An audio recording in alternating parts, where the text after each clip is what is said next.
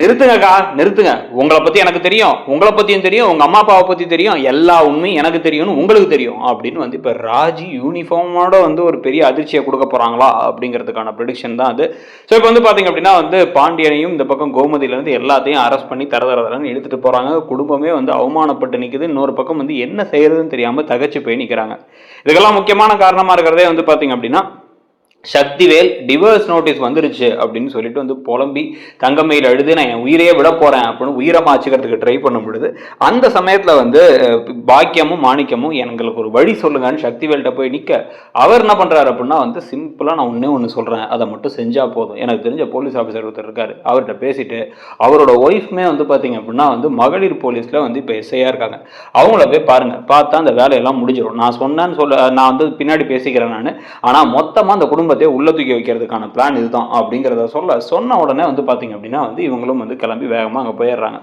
ஆனா யாருக்குமே தெரியாத எதிர்பார்க்காத வகையில இது நடக்குமா நடக்காதான் ஒரு கேள்வி இருக்க மாதிரி வந்து இப்ப போலீஸ் ஆகக்கூடிய ஆர்டர் வந்து ஒரு ஆளுக்கு வர, அது வந்ததுக்கு அப்புறம் அந்த கதை எப்படி மாறுது அப்படிங்கிறது தான் நடக்க போகுது. அதுல வந்து பாத்தீங்க அப்படின்னா இப்போ எடுத்த உடனே இப்போ ஜெயிலில் போயிட்டு போடுற மாதிரி வந்து ஸ்டேஷன் வாசலில் எல்லாத்தையும் கூப்பிட்டு இழுத்துட்டு வந்துடுறாங்க. இந்த குடும்பத்தையே மொத்தமாக இருக்க எல்லார் மேலேயும் கேஸ் போடுறோம் அப்படின்னு வந்து எல்லார் மேலேயும் எழுதி முக்கியமாக என்ன பண்ணுறாங்க அப்படின்னா வந்து குழலி, சரவணன், அதுக்கப்புறம் வந்து பாண்டியன் அண்டு கோமதி, இந்த 4 பேர் மேலே தான் வந்து முக்கியமாக கேஸே எழுதுறாங்க. ஸோ இப்போ பசங்களில் கதிரும் செந்திலும், இன்னொரு பக்கம் வந்து கதிர் மனைவி ராஜி, செந்தில் மனைவி மீனா, அப்புறம் அரசி, இவங்க எல்லாரையும் மட்டும் விட்டு வச்சிருக்காங்க.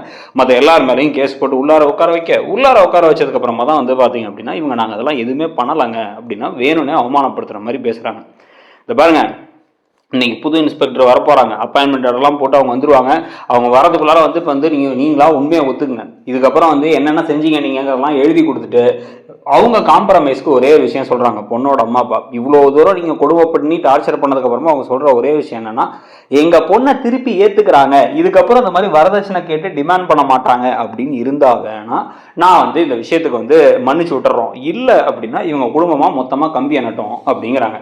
நல்லா அட்டை மாதிரி உறிஞ்ச வரைக்கும் உறிஞ்சிட்டு அவங்கள்ட்ட வந்து நகையெல்லாம் 80 பவுன் நகையை வாங்கி அனுபவிச்சுட்டு இப்போ என்ன பண்றீங்க என்னன்னா வந்து அவங்கள வந்து டிவோர்ஸ் கொடுத்து கழட்டி விட்டுறான்னு பாக்குறீங்களா அப்படின்னு கேட்க, ஐயோ நகை வேணா திருப்பி கொடுத்துட்றோம் அப்படின்னு வந்து பாண்டியனும் கோமதியும் கத்துறாங்க. கோமதி தான் முக்கியமா கத்துறாங்க. உடனே இப்ப கொடுத்தா என்ன கொடுக்காட்டி என்ன, அவங்க கொடுத்த நகையெல்லாம் கொடுக்கறத பத்திலாம் அவங்க இப்ப கேட்கல.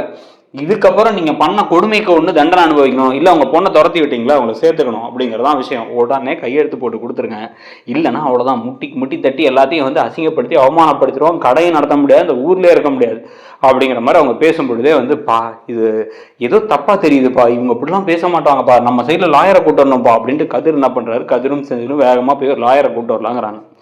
லாயரை கூட்டு வந்தாலும் இவங்க அரெஸ்ட் பண்ணதெல்லாம் பிளான் பண்ணி வெள்ளிக்கிழமை சாயங்காலமா அரெஸ்ட் பண்ணியிருக்காங்க. இன்னைக்கு வெள்ளிக்கிழமை மதியானமா அரெஸ்ட் பண்ணியிருக்காங்க. இப்போ பெயில் கிடைக்கிறதுலாம் கூட கஷ்டம். அவங்க என்ன இருந்தாலும் 2 நாள் உள்ள இருக்க மாதிரி ஆயிடும்னு நினைக்கிறேன். என்னன்னு எனக்கு புரியல. ஆனால் எஃப்ஐஆர் கூட வந்து இன்னும் அவங்க பதியல. ஆனால் நான் போய் பேசி பார்த்தாலும் வெள்ளனே வந்து தப்பா பேசுறாங்க எங்கள்கிட்ட. அப்போ இதுக்கு பின்னாடி யாரோ இன்ஃப்ளூயன்ஸ் பண்ணி நிஜமா இவங்களை வந்து நிம்மதியா இருக்க விடக்கூடாதுன்னு பண்ண மாதிரி தான் இது தெரியுது. இது வந்து ஒரு பிளான் பண்ணி பண்ண விஷயம் மாதிரி தான் தெரியுது. லாயரும் பேசிட்டு இருக்காரு. லாயரும் இப்படி பேச என்ன பண்றதுன்னு தெரியாம போய் இந்த பக்கம் திருப்பி வந்து மீனாவும் ராஜியும் போயிட்டு இவங்கள்ட்டே பேசலாம் அப்படின்னு போறாங்க.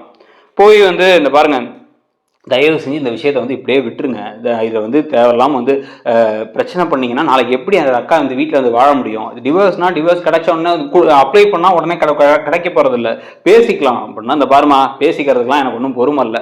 உங்கள் 2 பேர்லாம் நான் சேர்க்காம விட்டதுக்கு வந்து காரணம் நீங்கள்லாம் வந்து என் பிள்ளை கொஞ்சமாக சப்போர்ட்டாக இருந்தீங்கன்னு மட்டும்தான். ஆனால் இந்த குடும்பத்தை மிச்சவங்கலாம் அந்த குழலியெல்லாம் பேசின பேச்சுக்கு வந்து கம்பி என்ன தான் வந்து புத்தி வரும். நாங்கள் யார் என்ன ஏதுங்கிறது தெரியாமல் மோதிட்டாங்க, வந்து காலில் விழுந்து கெஞ்சிட்டோம், அது வரைக்கும் நாங்கள் விட போகிறதில்ல அப்படிங்க. உடனே இந்த பாருங்க, உங்க மேலேயும் தப்பு இருக்கு, நீங்க போய் சொல்லியிருக்கீங்க. அதே மாதிரி நகை விஷயம் கூட என்னம்மா நகை விஷயத்தை வச்சு மிரட்ட பாக்குறியா, எதனாலனாலும் பரவாயில்ல பார்த்துக்கலாங்கிற இடத்துக்கு நாங்கள் வந்துட்டோம். இவங்க பண்ண வரதட்சணை கொடுமை அப்படின்னு நாங்கள் சொல்லிட்டோம். ஸோ நீங்கள் என்ன வேணாலும் பண்ணிக்கங்க. இதுக்கப்புறம் வந்து நாங்கள் இன்ஸ்பெக்டர் வந்ததுக்கப்புறம் எஃப்ஐஆரை ஃபைல் பண்ணுறோம், அதுக்குள்ளார இவங்க மனசு மாறினா தான் உண்டு அப்படின்னு வந்து பேசும்பொழுது தான் வந்து பார்த்தீங்க அப்படின்னா வந்து இப்போ ராஜி என்ன பண்ணுறாங்க அப்படின்னா ஃபோன் எடுத்து திடீர்னு பார்த்துட்டே இருக்காங்க ஓரமாக உட்காந்து. என்னடா ஃபோனை பார்த்துட்டு இருக்காங்க இவங்கன்னு கதிர் பார்க்க இப்படி ஷாக் ஆகி நிமிந்து பார்த்து கதிர்கிட்ட ஃபோனை காமிக்கிறாங்க. கதிர் அப்படியே வந்து திடீர்னு சந்தோஷமாயிடுறாரு. ஆனால் வந்து இந்த பக்கம் எல்லாத்தையும் பார்த்து குழம்பி போய் நிற்கிறாரு. நிற்கும் போது தான் வந்து பார்த்தீங்க அப்படின்னா வந்து இது வந்து ஒரு பெரிய ஒரு நடக்கிறதுக்கான பாசிபிலிட்டி சின்னூண்டு பாயிண்ட் இருக்க மாதிரி ஒரு ப்ரெடிக்ஷன் தான் வச்சுக்கிட்டாலும் கூட இப்படியும் சில சமயங்களில் சீரியல் நடக்குங்கிறதுக்காக தான் அந்த ப்ரெடிக்ஷனே பண்ணுறோம்னு வச்சுக்கோங்க. ஏன்னா எல்லா ப்ரெடிக்ஷனும் அப்படியே வந்து உண்மையாக மாறணுங்கிறது கிடையாது. ஒரு கதை எந்தெந்த வகையில் பாசிபிளாக போகலாம் அப்படிங்கிறது தான். ஸோ இப்போ வந்து பார்த்தீங்க அப்படின்னா வந்து இப்போ ராஜி என்ன பண்ணுறாங்கன்னா டக்குன்னு கிளம்பி வீட்டுக்கு வேகமாக கிளம்பி போக, அக்கா நான் வந்துடுறேன்க்கா அப்படின்னு கிளம்பி போயிட்டு வேற எங்கேயோ போகிறாங்க. கதிரும் கூட சேர்ந்து போகிறாரு. இங்கே வந்து பார்த்தீங்க அப்படின்னா இப்போ மீனா மட்டும் தனியாக ஒவ்வொருத்தங்கிட்ட பேசி பார்க்குறாங்க. அதுக்கு முன்னாடி ராஜி என்ன பண்றாங்க, கால் பண்ணி மீனா கிட்ட பேசுறாங்க. அக்கா அது ஒரு விஷயம் மட்டும் பண்ணுங்க எனக்காக அப்படின்னு பேசுறாங்க. என்ன அப்படின்னு வந்து பாத்தீங்க அப்படின்னா வந்து அவங்க பேசினது தலையை ஆட்டிட்டு மீனா கண்ணெல்லாம் அப்படியே விரியுது. ஓ ராஜி சரி ராஜி அப்படின்னு சொல்லிட்டு டக்குன்னு என்ன பண்றாங்க, திருப்பி தங்கமேலோட அம்மா அப்பாட்ட போயிட்டு நீங்க பண்றது தப்புன்னு உங்களுக்கே தெரியலையா, நீங்க பண்ணது ஃப்ராடுத்தனம் தானே, நீங்க பண்ண கல்யாணம் ஃப்ராடு கல்யாணம் தானே அப்படின்னா, ஆமா என்ன பெரிய ஃப்ராடு கல்யாணம், என்ன சின்னதா போய் சொன்னோம் எல்லாம் எல்லாரும் அப்படியே உண்மையா சொல்ல போறாங்க. என் புள்ள 12வது தான் முடிச்சிருக்கா, ஏமே முடிச்சான்னு சொன்னோம். அதே மாதிரி அவளுக்கு வயசு ஜாஸ்தி, மாப்பிள்ளைய விட வயசு கம்மின்னு சொன்னோம். வேலைக்கு போனான்னு சொல்லிட்டு போய் உட்காந்துருந்தா.